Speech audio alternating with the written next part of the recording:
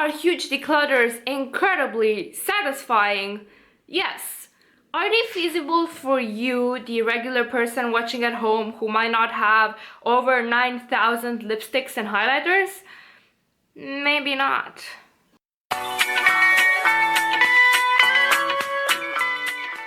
Hello beautiful people, hi, my name is Mia and this is my virtual vanity, a place where we both love makeup and we are quite critical of it.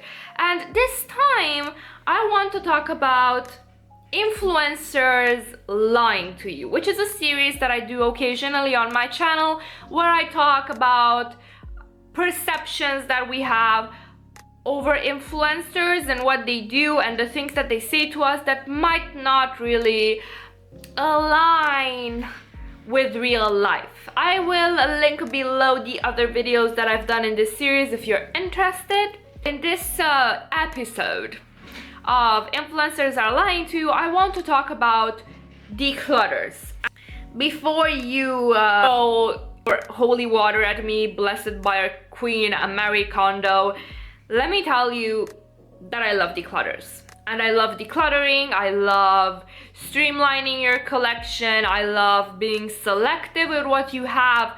But the way that these big YouTubers do decluttering and the way that they teach us to declutter and the way they condition us to view declutters might not be the best way.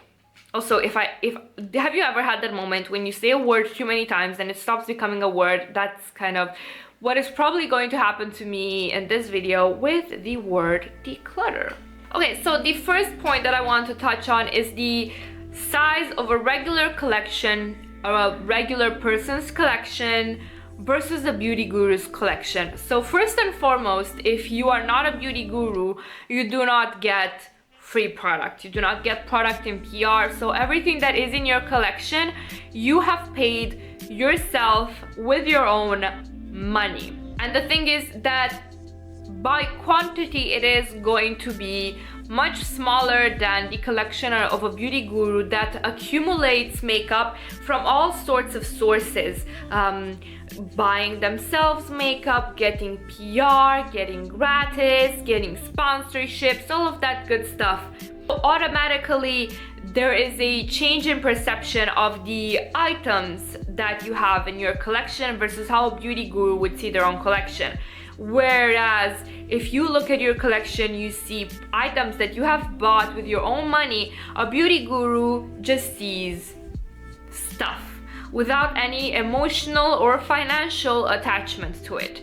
So for beauty gurus, the element of the sunk cost fallacy is removed from the equation.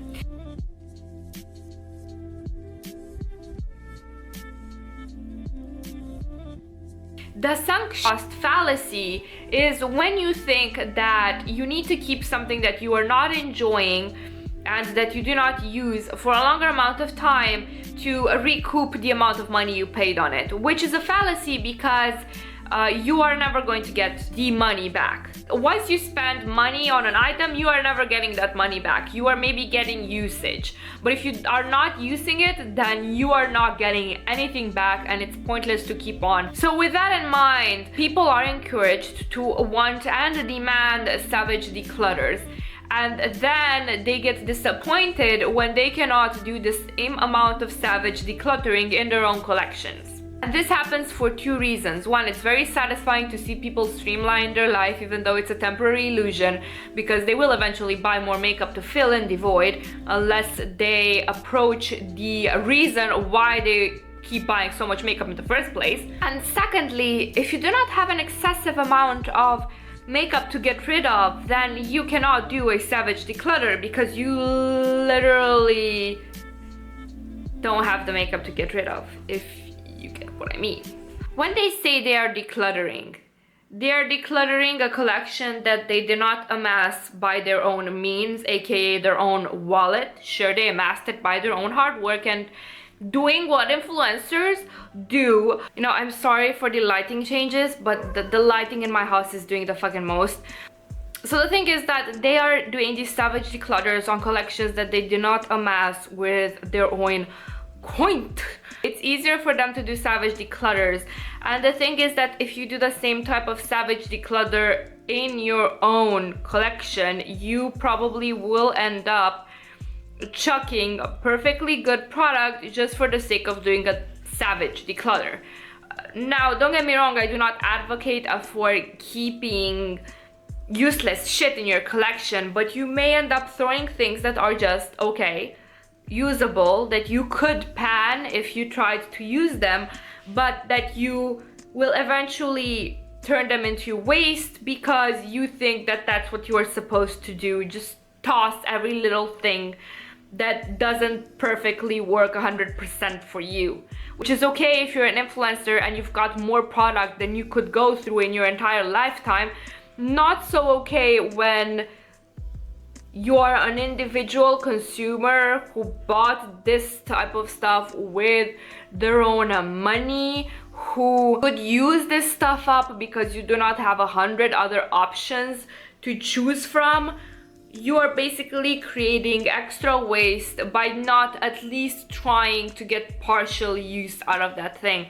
And as I said, I'm not advocating keeping shit, but if a thing is just good enough as opposed to perfect, maybe just put it in a project pan as opposed to decluttering and pursuing this cycle of decluttering, accumulating, decluttering again, accumulating. It is a vicious circle that I find people with smaller collections get into because they see all of these influencer declutters and they want to be as ruthless, as minimalistic, and what happens is that they end up purchasing more product to replace the stuff that they got rid of.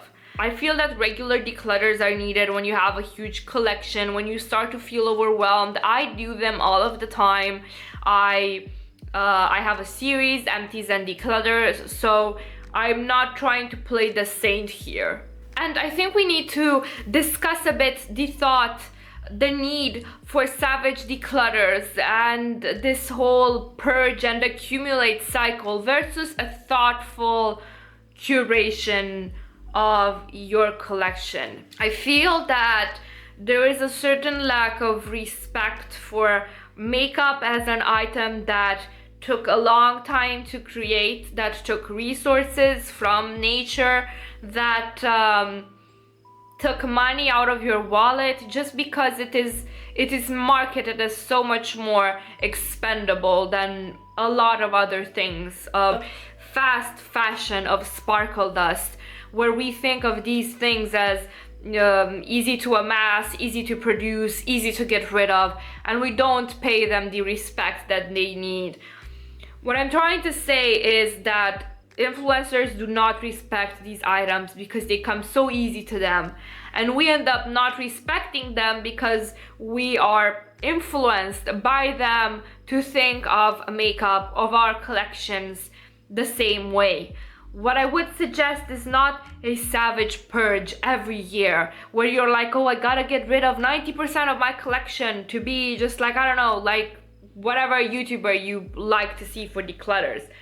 But rather a thoughtful curation where you go through your makeup collection as you are using it, and you consider each of these items and see, why am I not using this? For what reason? Is it the wrong shade, the wrong finish? I don't like the formula, I don't like the scent.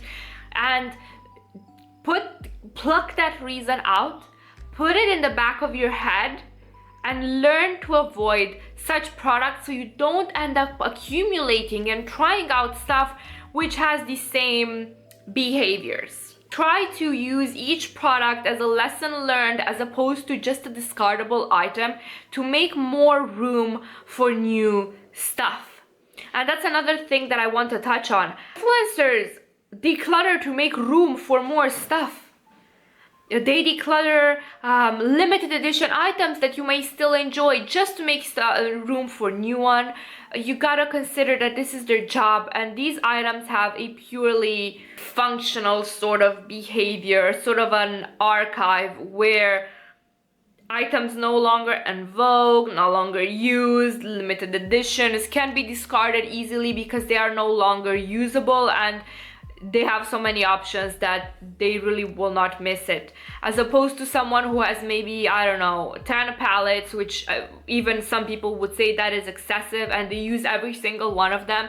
Why should they get rid of a limited edition item? Why should they get rid of a palette that they use maybe once in a while but still use? You know what I'm saying? Like, I feel that we need to stop looking at our collections and at our purchases as so easy to dispose just because these people have such a huge amount of them that they can view them as interchangeable one with another. We should pay more respect to the items that we bring into our homes and the items that we, show them the door. We should take each item that we declutter and consider why we are decluttering it. Is the reason valid? Do I not enjoy it? Enjoy it in any other way possible? What do I need to do to avoid accumulating similar other items in my collection? For example, I recently decluttered a very icy highlighter. It just did not look good on me. I could not have used it as an eyeshadow. It was just a mess. And so I took a couple of lessons from it. Merely, baked things show texture, icy baked things show even more texture. Very cold highlighters do not work necessarily on my skin tone. Silver highlights on me look like shit. I do not like this type of formula from this brand, and so I can avoid a slew of unnecessary purchases and impulse purchases in the future, learning my lesson from that item. Other influencers, I don't feel that this is how they view their own declutters as, and they do not view each item discarded as a learning lesson, and so it is easier for them to post yearly, monthly savage declutters because they still accumulate so much product. And I do not want us, the average consumers, to fall into the same pattern because it's just a waste of product, of resources, of money, of time, just to imitate blindly what we see on the small or the big TV screen. I hope I made sense. I've been super rambly. I just have a lot of feelings on this topic, and I feel like I don't manage to articulate them well enough, but I'm trying my best. These were my thoughts on influencers lying about declutters, which is not a lie per se. It's more a lie of perception, a lie by omission, a lie by doing a behavior that might not be applicable, and not saying that this is an extraordinary type of situation because this is my job. That sort of thing. I don't think they're doing it in a malicious way. I think they're just jumping the bandwagon because declutters get a lot of fucking views. This is it. That was it. Please let me know your thoughts in the comments down below. I'm really interested in hearing what you guys have to say about this. And thank you guys so much for watching. Have a wonderful morning, evening, whatever it is where you're from. Bye.